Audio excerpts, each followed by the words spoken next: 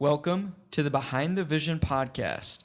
In this episode with the podcast legend Devin Winter, we recap Movement Culture 003, experiencing the first VCon in Minneapolis, and what's upcoming for Movement Culture.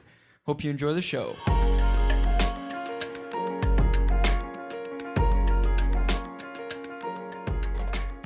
Kind of recapping Movement Culture 003. Devin, how did you feel that it went? I would say it was definitely our smoothest event we've had. We did a lot of preparation for this one, even though we had the least time to prepare because we just had an event like 1 month before. But every single one is getting more planned out. It's smoother. We're learning a lot at every single one. So I just feel like it went very smooth. And when it goes smoother, the experience is better for the people that are there, which is obviously the most important part, right? And what I really enjoyed about this recent one was, it was a little bit smaller of an event, but the conversations that were being had were just really good conversations. I had a chance, which I don't always have the chance to at these events, to just walk around and like have real conversations with people. Usually I'm just kind of running around, and I know you guys are doing the same. But I feel like I had a little more time at this one to talk with people. And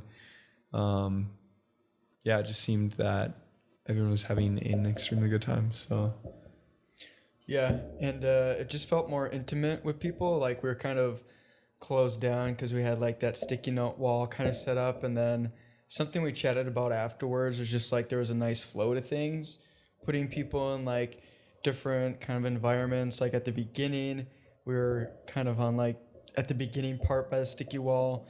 Then we moved into like their big area, kind of event area for the movement munch.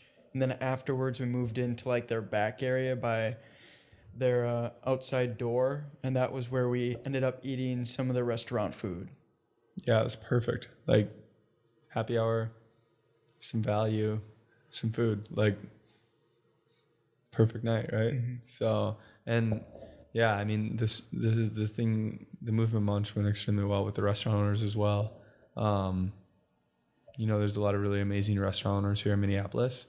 So just to get to meet a lot of those throughout this process and then land on 3 restaurant owners that we got to work with on this was really cool. And I was talking with a lot of people that really enjoyed that experience of movement munch simply because restaurant owners have a very hectic life and it's very hard to start a restaurant. And I even heard from a few people that don't necessarily have an interest in starting a restaurant or anything in the food industry that still took a lot away from what they learned from the restaurant owners. Even simple things like, what's your daily schedule look like? What do you do when you wake up in the morning? What does it take to be a good leader?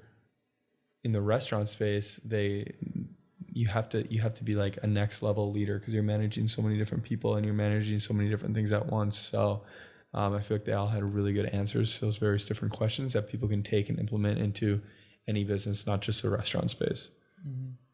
Yeah, it was good that some of the questions that like we asked those people up on like the panel, like they were pretty general too. So we weren't like just going 100% in on just like restaurant talk. Like it was definitely a little bit on the restaurant side, but also just like entrepreneurship, leadership, managing people. So I think it kept it kind of like open and broad for people just to keep them interested. Yeah, I mean, probably only a fraction, very small percentage of the people in there actually have an interest in starting a restaurant. But I was listening the whole time and got tons of value from it. And even just hearing the wisdom from the different restaurant owners and what they've experienced along this journey, especially just over the past 2 years, like having their restaurants shut down, what they did to be able to push through that, and what the mentality they have in order to continue pushing. Especially like Alex's story is really wild, just how he started probably about the worst time. And I know he's been on here and stuff, so you guys probably know his story, but he started a restaurant at probably the worst time in history. And to this day is thriving. His restaurant is continuing to grow and expand, and sales are killing it, and he's killing it, and he's learning a lot, and he's growing as a person as well. So it's just really cool to share that story with movement culture. So, and Alex kicked off his his like presentation intro with comedy. Yeah. He like tried doing comedy to the audience, and I feel like Devin and I were the only people like actually laughing because we knew Alex does like Yeah. comedy stand up. No, people were laughing. People were laughing. Okay. I heard like a few laughs. I mean, I'm behind it, so I don't really like see everyone, Yeah. but it was funny. Yeah, that was great. I mean, I don't know if he was trying to kick it off with comedy or if he just, that's whenever he's on stage is when he's doing stand-up comedy. So I feel like he probably wanted to like put his own twist on it and stuff. And yeah, I thought he was, you know, he was the first one on stage, so it was perfect because he kind of loosened everyone up and wasn't too serious right off the bat. It was kind of it was a fun time. So Yeah.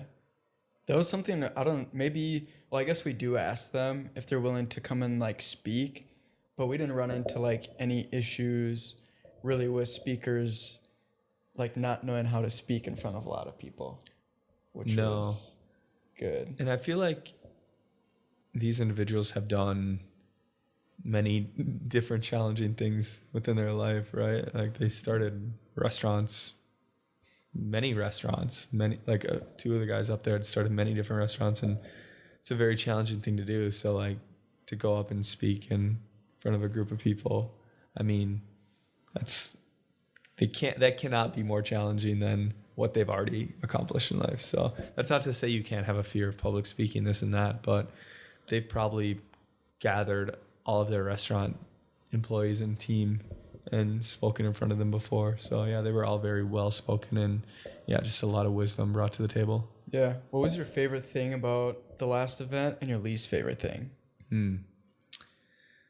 So I would say my favorite thing was that flow of things and how we kind of had multiple different experiences throughout the event. It's a 3-hour event and you don't want it just to be a happy hour the entire time. We want it to be like happy hour where you do get to do some of that networking, and then you go into the back room where we have a stage and you can get some value and you can learn some things. You make me bleep out networking? I might, yeah. Networking. You know, that's how whatever you want to call it. Then you go back by the stage, you get some value, you get to learn some stuff. Then afterwards it gets to be way more chill. We have some snacks, and that's where, you know, the event kind of gets wrapped up from there. So the flow is probably my favorite. My least favorite part, I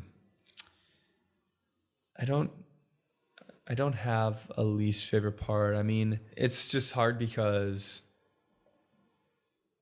you know, people want to talk. People come to hang out and stuff. So when you put everyone in a room and you give the stage to a few different individuals that are going to be bringing value to the audience there, you just want to be respectful of what they're doing for the community. And I mean, we don't ask for much. We ask for 20 to 25 minutes tops of people's time to just listen to the stories that they have and try to learn something. And trust me, you're not going to learn anything or take anything away from the actual presentation if you're talking to the person next to you the whole time. So yeah, I just think in order for you to get the most out of that 20 minutes, you just have to really take in what they're giving a lot of value when they're talking about their journey. And yeah, you have all the time before and after to do all the talking you want with people. So I think on our end though, like I'll go ahead and take responsibility for it, and we can take responsibility for that in the sense of things need to move quick. We need to figure out how can we hold people's attention better. And maybe we need to bring in more seats to have people sitting down, to take a little more serious. So I'm not, you know, calling anyone out or anything like that. I'm just more looking at that of the sense of how can we improve the event. And even just adding seats, people will take it more serious and actually sit down and listen type of thing versus let's gather on the stage, stand next to your friend group and expect you all not to talk to each other. Like that's on us. So I think we're going to have someone like kind of scary in like the background of the next events, just kind of like monitoring. And if anyone's kind of like chit chatting when someone's speaking, go up there and maybe intimidate them or something. Yeah. Just like, you know, I don't know, like shoot them with a Nerf gun Yeah. Oh, or like a paintball gun. Yeah, we'd have to get a pretty quiet Nerf gun or paintball gun because those things can kind of be loud sometimes. You know, you get or like Stevie Aoki at VCon. He pies people. Yeah, So like we could just pie whoever's talking. that'd be cool. It's like just throw a banana cream pie at their face. It'd be from like the behind, just smash them in the head with it. Oh, dude. Or get a t-shirt gun. Oh yeah, and shoot them in the back. And then like, sorry, but here's a t-shirt. Dang, that'd be rough. Yeah. We should. Speaking of t-shirt gun, that would actually be kind of sick. I mean, you could probably just use your arm, to be honest. The gun, dude. If we're renting out US Bank Stadium, like, yeah, let's get a I don't t-shirt know. gun. I feel like there's a cooler way to do it than just throwing it into the crowd. I mean, just like step back, way back into the corner and just like launch that thing. Those things go way too fast. I know they do. They're deadly, honestly. Yeah. What was your least favorite thing? I mean, you kind of agreed with me on your favorite thing was the flow, probably. Well, personally, the least favorite thing for me was at the beginning of the event, I was the only one that was manning like the front entrance for people coming in to the event, and it was fine at the beginning, but like sometimes when you like do new things like that, it takes a little bit to like for you to get into your flow, like how to best do it. And this is my first time doing that. So I was like, it took me a little bit to get in the flow, and then once I was in the flow, then a lot of people start coming, and I'm like, I'm the only person there. I'm like, oh well, there's gonna be people waiting, behind, and I don't want their first experience to be bad for the event because they're waiting for so long to like me check them in. And it wasn't too big of an issue. It was just like for some short time at the beginning, just making sure that we have people at the front, like table would be super helpful just to make sure that they have a good experience mainly. I would say that was probably the most just challenging thing personally for me at the event. Everything else went really well though. Super smooth. Didn't have like any other issues really. Yeah, Jake killed it. The bartender, Jake. Shout out Jake. He's one of the main bartenders at Royal Foundry, and he helps us manage like all the movement culture stuff and like booking the dates and like helping us get in for like the shoots and things like that. And he's been really fun to work with, and we just honestly shout out Royal Foundry in general for hosting us, and we're gonna continue to do it there, I think, because they've just been really good to us, and their drinks are really good, honestly. I mean I only had like a half a startup because I always lose my when we're throwing the events, I always just lose the drink within the first like 2 minutes of having it. I'll order it and just like set it down somewhere, and that's it for the night. So nice. So if you're at the next event and you see Devin says drink down, make sure to just slam it for him. It's probably full. Like the one I lost this time was literally had 2 sips out of it, and I had no clue where it was. Nice. Lost it instantly. Yeah. But yeah, I mean, we're already planning the next one. We started planning the next one already, so we started planning the next 2 actually already. Yeah. Technically, the most recent one is the one we've planned slightly less for than the one that's going to be even after that. Yep. Yeah. So we got some big things planned. I just have no doubt that, movement culture is just going to continue to impact Minneapolis in new ways. And I'm just really excited for what's to come. we want to like create a space where people can come and, I don't know about you, Austin. Have you ever felt like not afraid, but like you're a little timid to like tell someone your dreams? Like you might have these massive dreams, right? You might have these huge goals and these massive dreams, and maybe you tell someone and you almost feel like you're bragging, or you feel like, it just doesn't feel like great when you tell. You ever feel that way? I feel like just sharing dreams with people, it has to be the right environment with like the people, the mindset you're both in. Because sometimes if we're at work and like someone's trying to like get stuff done and they're like, hey, I'm going to start talking about my dreams, like they could both be in different mindsets. But I know what you mean. For sure. Especially like maybe people that are a little more on the safer side, and maybe the older generation, not to call anyone out, but you know, it can be like that. Even sometimes family, like you tell them your dreams and they're like, maybe you should go a safer route. And I think with movement culture, what we want to do is create a space where you can tell someone the biggest dream you have in the world, and you can tell them how you're going to get there. And instead of them saying, that's a little risky, like maybe you should, I don't know, go to school and like, you know, get like a safer job and then do that on the side. Instead of saying that, they're going to respond back and be like, that's fucking amazing. Like, how can I help you get there? I want to be a part of your journey. Let me know if there's anything I can do to help. And that's like the environment we want to create, is an environment where you can come have the biggest dreams on the planet. Instead of them getting shot down like they usually are, you're in an environment where they're getting built up and accelerated, and you're going to have people by your side to help you get there. Mm-hmm. Yeah, and those people that are going to be at the event, like they're also the people that you want to tell your dreams to, because they're going to be willing to help you achieve them as well. Absolutely, yeah, because they're big thinkers as well. So you're going to be able to work together to get there. These aren't small-minded people. These are people that think very big. Every single person in that room is meant for greatness. I believe that. So, yeah. So we don't want to talk too much about the upcoming events, but I think the next one we're trying to do we have like a month? We want to do the next one? Yeah, early August will be the next one. Okay, cool. So yeah, early August for 004 will give us some more time to plan for that next one. The reason we did 003 on that Thursday, which was like a month before the last one, was because of VCon. Month after. Yeah, a month after.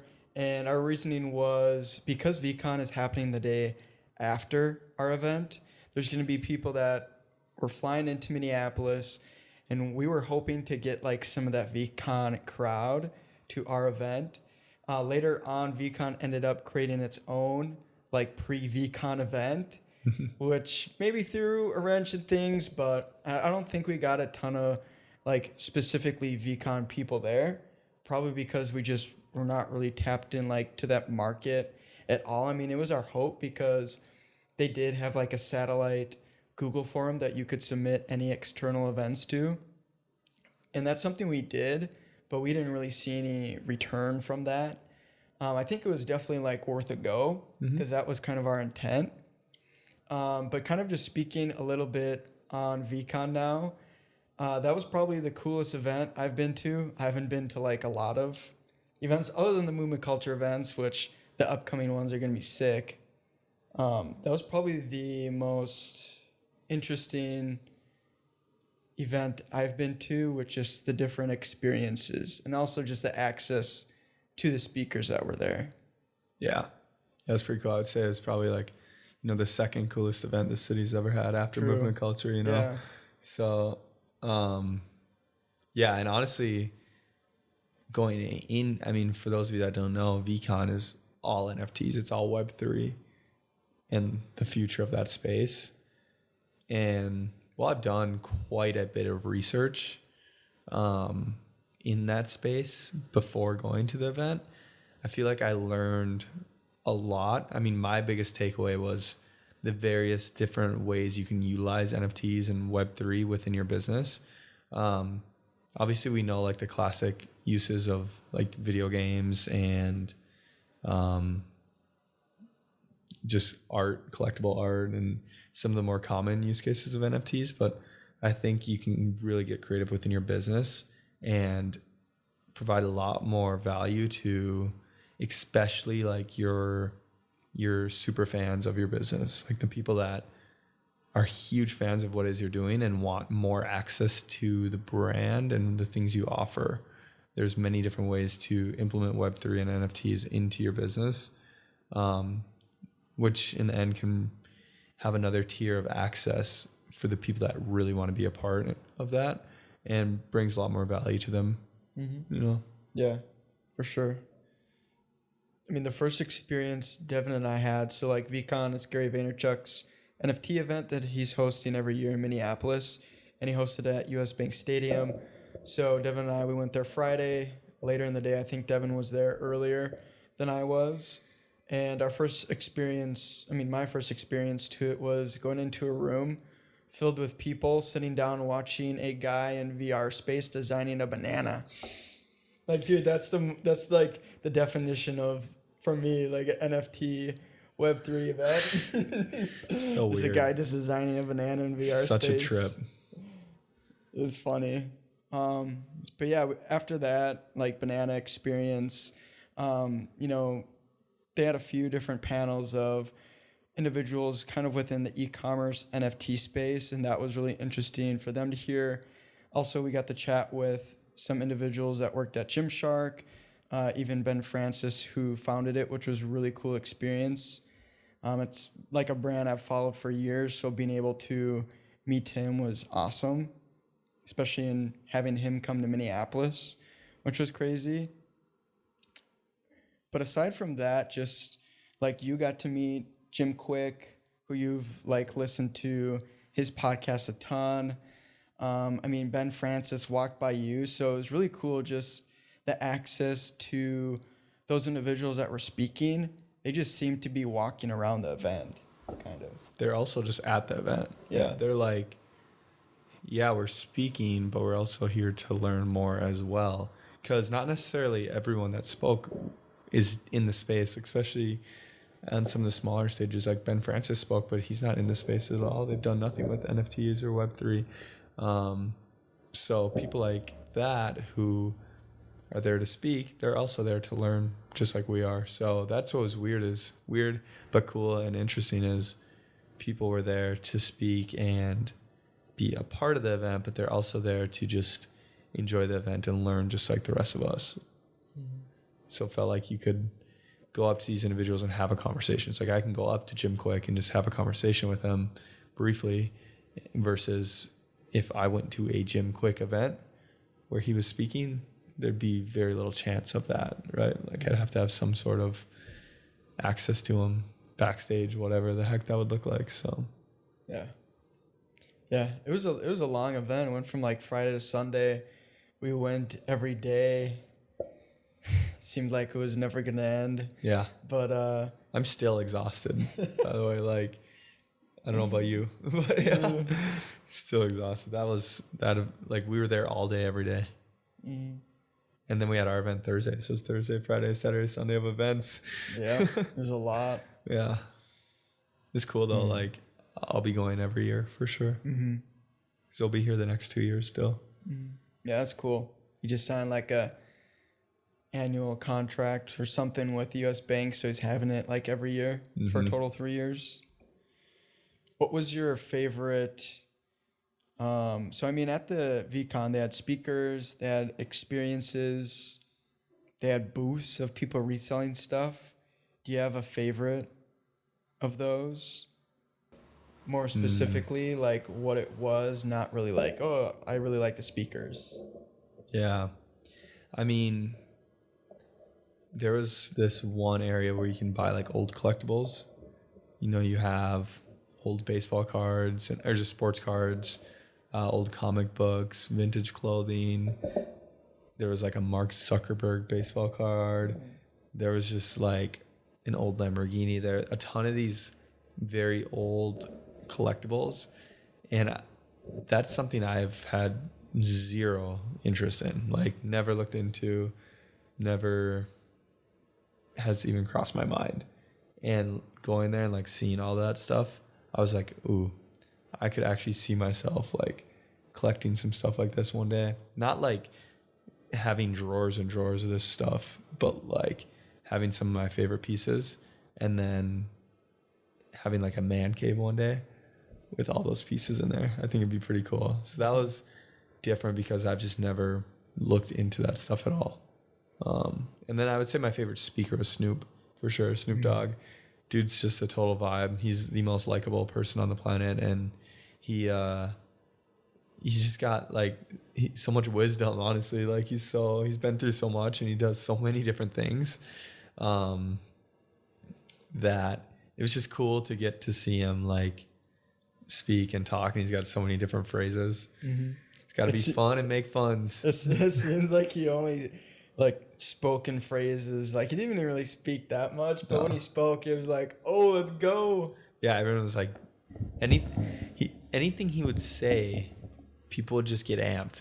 Like, he said something about Bored Apes because he owns a Bored Ape, and he's like, and people just got amped. But he was like, he said something like, "Man, I bought my Bored Ape," and these things cost hundreds of thousands of dollars. For those of you that don't know, he's like, "I bought my Bored Ape," and I was like, "What are you supposed to do with this thing?" Everyone else just has their Bored Apes on their profile picture just looking stupid. So I put mine on some clothing and started selling it. And everyone just went wild. Everyone's like, yeah. Like anything he would say, people just go wild. It was so interesting. Mm-hmm.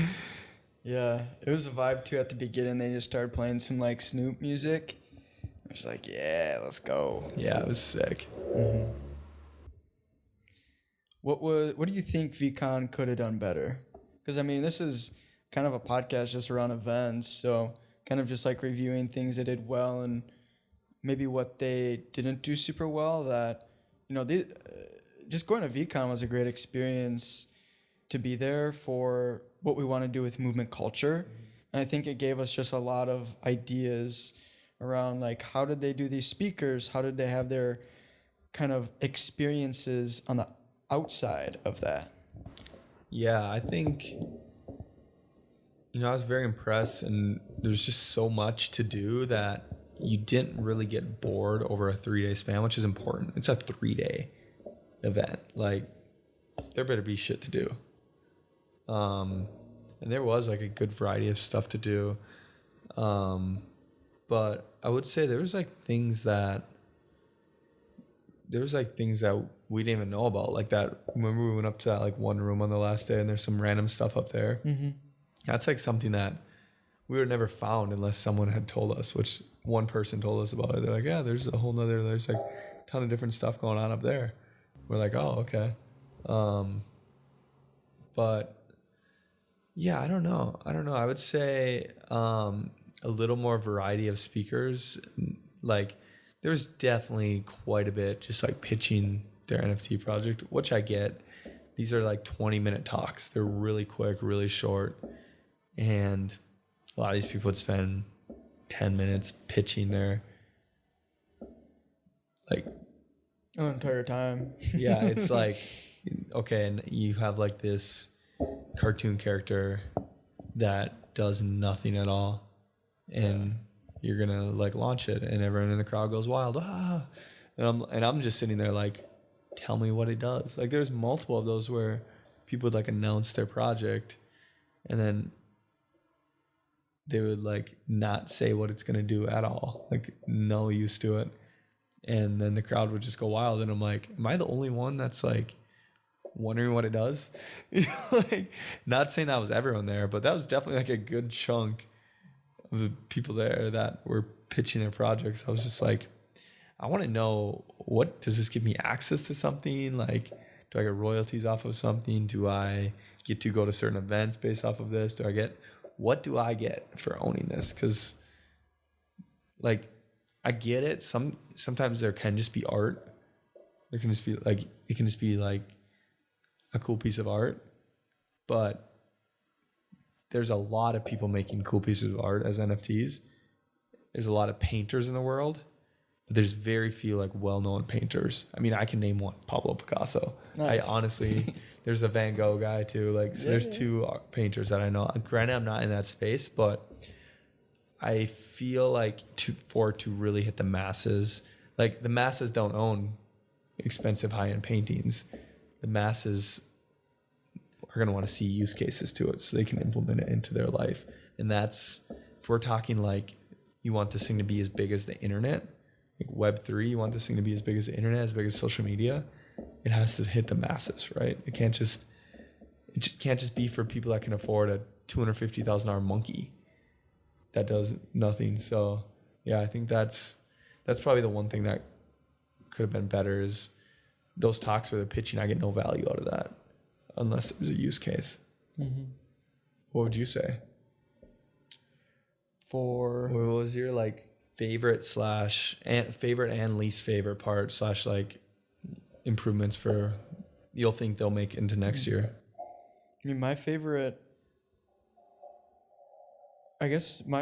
experience, which is something that I've just been like thinking about, is the token machine spot at VCon, because so they have this unique concept where it looks like one of those coin machines where you put in like 25 cents, you roll the thing, and then you get something from it. Where what this kind of experience did is they took that machine, converted it into like an NFT dispenser. And in order for you to see what NFT you get, you have to put 0.25 ETH into their token thing, and then you get an NFT off that. So it could be worth a ton. It could be worth like $100. So you're really betting on it to go over really well. But this is a really unique experience that I feel like no one at the event has really seen before. And I think they said it was like the first time that they've done that. And the line was always super long, but just like that experience of, so like one, the line's super long. So, people are willing to wait a long time as long as, the thing that you have within your experience is something that, they can win. It's also a bit risky kind of for them. They're playing on luck. So like that kind of experience there, I think really pulled people in. But also like they had just normal coin machines set out throughout when you were waiting to like get some free stuff if you wanted to like entertain people. Yeah. Get this like silly slap thing. I think it just showed how many degenerates were in the room, because that line was long the entire event. Yeah. Like it just proved how many degenerates were in that event space. But it was a cool experience. Like Ryan, it got a lot of people involved too. Like Ryan never owned an NFT. Never even looked into space, did it, won an NFT, and now he's like researching it and looking more into it and learning about the space. So that's cool, Yeah, I just like the brand of like what they've built and what they're doing with it, and their ability to create an experience that was unique to others that like pulled people in. Because even if you didn't win anything, they were giving out free T-shirts to people, like anyone that went through the line. They had other free stuff throughout their experience, even if you weren't necessarily paying. So like thinking about that for events, and even if you're a brand, like your ability to create a unique experience for the people that are coming will just keep them coming back for more and in greater quantities because of that. It just like pulls people in. Yeah. So I would say that was one of like the cool things that I observed during that event. One of the things that was just difficult was managing your way around US Bank Stadium, because there were so many different, speakers, and some of the speaking engagements was like all the way over in different rooms, and you have to go down stairways and up escalators. So it was a bit all over the place. So I think, finding a way to simplify that or have some type of map that people can better navigate themselves with across US Bank Stadium, I think would be helpful. But overall, it was fun. It was the first one, so it was epic. Yeah. Yeah, there's never been anything like it. So there's gonna be some clunks, but overall, it was the first of its kind. So Did you know what's cool that I just thought of? Like we had people that we know working at VCon. Like, oh yeah, there's a few people at the Iconic booth that we know from Minneapolis. They were there at VCon with a booth. Yeah. And then we have I know 2 people, and you do as well, that were working on like the VCon team kind of in a way. Yeah. It's pretty cool. Sweet, yeah. I was very excited just how many people we knew there in general. Yeah. Because it is in our city. Like that one day we had a whole mob, like 10 of us, just hanging out, like watching speakers, this and that. I thought I was gonna know very few people there, because I'm like, oh, most of these people probably flew in, but no, we knew a ton of people there, which was cool. Yeah. There's also people from all over. Yeah, and everyone's down to talk. Everyone's down to hang out and chat. We met that photographer dude, met that dude from South Africa. It's just wild. And they're all for example, they had food trucks in there, right? if you're like on a food truck on the street, very rare that someone's just going to come up to you and just start talking. And before you know it, you have like a group of people that's all talking and hanging out. But at VCon, that's what it is. Like you're waiting in line and before you know it, you're having, because you all have something in common. Like you can spark conversation very easily. What the hell are you doing here? Like, what NFTs do you own? Like everyone there has so much in common that creating relationships there is so easy, you know? Mm-hmm. So yeah, that's cool. Yeah. We're going to wrap it up. Devin and I are definitely probably going to go to the next one, Minneapolis. Mm-hmm. It's going to be next year, probably around the same time. And Movement Culture 004, aiming for August. We'll probably do like a quick podcast maybe beforehand, just giving the rundown. If you, I'll say one thing. If you share this on your story if you share this on your story and tag Evernorth, we'll send one of you a Movement Culture t-shirt. Sweet. Yeah, tag Evernorth or Behind the Vision pod. Yeah, sorry. Or tag one of us. Yeah, sure.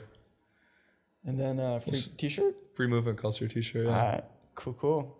Sick. Devin, All right. Thanks for hopping on the pod. Yeah, thanks for having me. Let's go. Thank you for tuning into the podcast with Devin Winter.